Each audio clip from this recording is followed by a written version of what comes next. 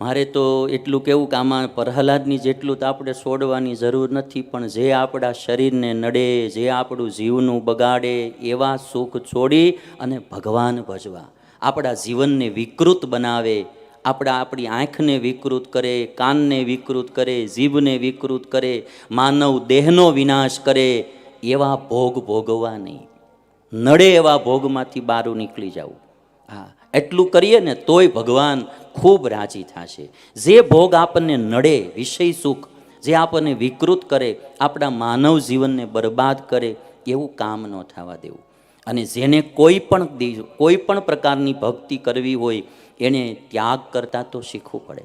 આજે અમે એક મહેસાણી ભગતને ત્યાં ગયેલા, ભરતભાઈને ત્યાં પધરામણીએ અમારે રમેશભાઈ લઈ ગયેલા. તો એ ભરતભાઈ એમને એની માતુશ્રીમાં એટલી ભક્તિ, એ કે એના બાને મળવા માટે વારંવાર ગામડે જાય. અને એક દિવસ તો એવી ઘટના એ કે ઘટી, આશ્ચર્યકારી બાલસ્વામી. બાને મળવા જાય એટલે એની એટલી બધી ઉતાવળ બાને મળવાની. એમાં એ કે ગાડી ઊભી રાખી અને બધા કંઈક કારણસર ગાડી ઊભી રાખી છે ને પાછળની સીટમાં એના પત્ની બેઠેલા, એક જણો ગાડી આકે, એક આગળ ઈ બેઠા. પાછળની સીટમાં એને પત્ની બેઠા. એ કીધા વિનાના એ કે કંઈક લઘુ પાણી કરવા માટે હેઠે ઉતર્યા. હવે એ હેઠે ઉતર્યા ને આવડે એને ગાડી ચલાવી મૂકી. તે ઘણી બધી ગાડી આગળ વહી ગઈ. પછી પાછળ જ્યારે જોયું તો પત્ની નહીં. તે કે ભાઈ આ ક્યાંય કે તો કે ઓલી ગાડી ઊભી રાખી ત્યાં રહી ગયા છે. તો આ કે તું એ કે ગાડી લઈને જા અને મારા પત્નીને લઈ આવ. હું એ કે જો આ જાય છે ને વાહન એમાં વયો જાઓ, બાને મળવાનું મોડું ન થાય કે મારે.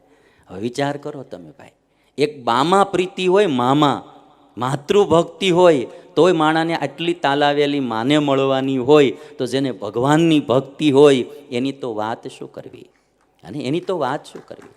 અને ઘડાવવું હોય ભાઈ, સારું થવું હોય તો જરાક જીવનમાં દુઃખ આવે અને સહન કરવા, જિંદગીમાં ધીરજ રાખવી, હરેરવું નહીં.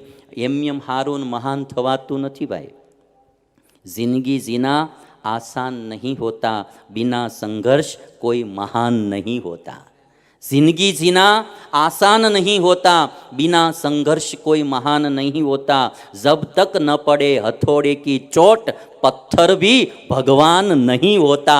पत्थर भी भगवान नहीं होता. જે પથ્થરા ઉપર ટાંકણા પડે ને ભાઈ, અને એના છોડિયા નીકળે બધા, એ ત્યારે પથ્થરમાંથી ભગવાનની મૂર્તિ બને. સહન કર્યા વિના, ધીરજ રાખ્યા વિના મહાન નથી થવાતું. જિંદગી જીના આસાન નહીં હોતા, બિના સંઘર્ષ કોઈ મહાન નહીં હોતા. આપણે તો જરાક સંઘર્ષ જિંદગીમાં આવે ને, હરેરી જાય, થાકી જાય, આમ પાછી પાની કરી દઈએ. એટલે આ ધીરજ આખ્યાની કથાઓ છે. આપણે જ આપણને ઘડવા પડશે. મુશ્કેલીમાં જેટલો માણસ આવે ને એટલો એ માણસ વધારે તૈયાર થાય. જેની ઉપર મુશ્કેલીઓ જ નથી એ માણસ તૈયાર નહીં થાય ખુદને ઘડવા માટે. તમને એક બતાવું, તમે આ જે કંઈ ખોટા પાઠ આપણામાં હોય એ બારા કાઢવા પડે, અને એમાં થોડુંક સહન બી કરવું પડે. એમ કોઈ પણ ક્ષેત્રમાં, વિદ્યાના ક્ષેત્રમાં, કલાના ક્ષેત્રમાં, કે ભગવાનની ભક્તિમાં, કે કોઈ પણ ક્ષેત્રમાં માણસને આદર્શરૂપ બનવું હોય એટલે એને ઘડાવવું તો પડે જ. પણ એને ઘડવું હોય, સારું થવું હોય આપણે જો જીવનમાં, તો ઘડાવવું પડે. તમે બધા જાણો, લાકડું ઘડાય એમાંથી સિંહાસન બને ભાઈ. આ સોનું હોય એ ઘડાય એમાંથી હાર બને. એક એક ચીજ ઘડાય એટલે એનું મૂલ્ય વધી જાય, એની કિંમત વધી જાય, એનું રૂપ વધી જાય, એનું બધું જ વધી જાય. ઘડાય બે પ્રકારની વસ્તુ હોય, અણઘડ અને ઘડાયેલી. ઘડાયેલી વસ્તુ થાય એટલે એની કિંમત. આ બધા તમે સુરતમાં જાણો કે હીરા હોય કાચા, એને રફ કહેવાય. અને જ્યારે એ ઘડાઈ જાય ભાઈ, ત્યારે એના કિંમત તો ઓટોમેટિક વધી જાય, એમાં ચમક આવી જાય, અને એ વસ્તુ આખી જુદી બની જાય. પછી એને ડાયમંડ કહેવાય. અને ઘડાણા વિનાના હોય એને રફ કહેવાય.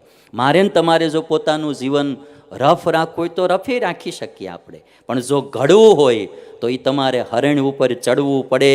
ક્યારેક ક્યારેક તો લાલે થાય, હા, ક્યારેક ક્યારેક પછી આમ પાવડર નાખીને ઘહવાય પડે, ભારે મૂકે, બધું થાય ભાઈ.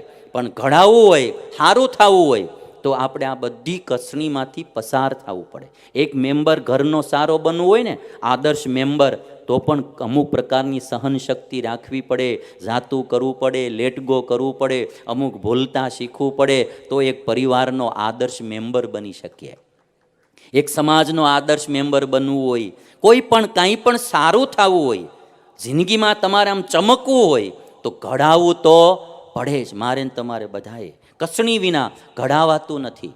એટલે નાની નાની કસણીમાં, મુસીબતમાં માણસે હરેરી ન જવું. જો સારું થવું હોય તો માતા પિતા ક્યારેક રોકતા ટોકતા હોય, સાસુ સસરા રોકતા ટોકતા હોય, ગુરુ કે કોઈ સંત આપણને હિતની વાત કરે, એમાં તમારે ક્યારેય પાછી પાની ન કરવી. અમારે જો મેં બાળમુકુંદ સ્વામીની વાત કરી, ગુણાતીતાનંદ આચાર, અત્યારે અમારે સ્વામિનારાયણ સંપ્રદાયમાં સૌથી વધારે જો સાધુ ઝાઝા હોય તો અમારે ગુણાતીતાનંદ સ્વામીની શિષ્ય પરંપરામાં છે. આજે 2-3 હજાર સાધુ જે મૂળ સંપ્રદાયમાં હશે, બધા થઈને બીજા બધા ઘણો બધા, તો ઝાઝા સાધુ ગુણાતીતાનંદ સ્વામીની શિષ્ય પરંપરામાં. અને ગુણાતીતાનંદ સ્વામીના ઘણા બધા શિષ્યો હતા, પણ એમાં શિરમોડ કોઈ સાધુ થયા હોય તો એ બાળમુકુંદ સ્વામી થયા. મેં હમણાં જે વાત કરીને તડકે બેહાડતા વગર વાંકે, એ બાળમુકુંદ સ્વામી કેવા સમર્થ સાધુ.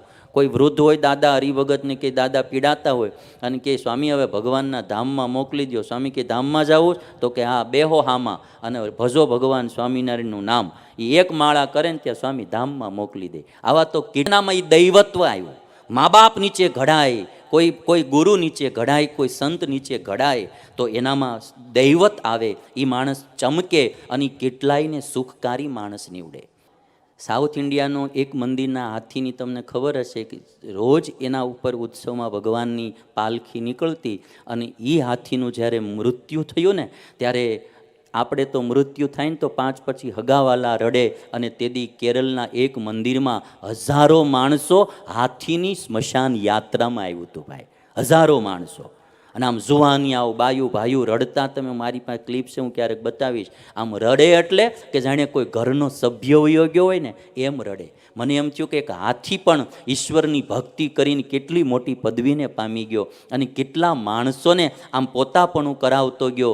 એક સારું ઘડતર હાથીનું થાય તો ક્યાં જાય?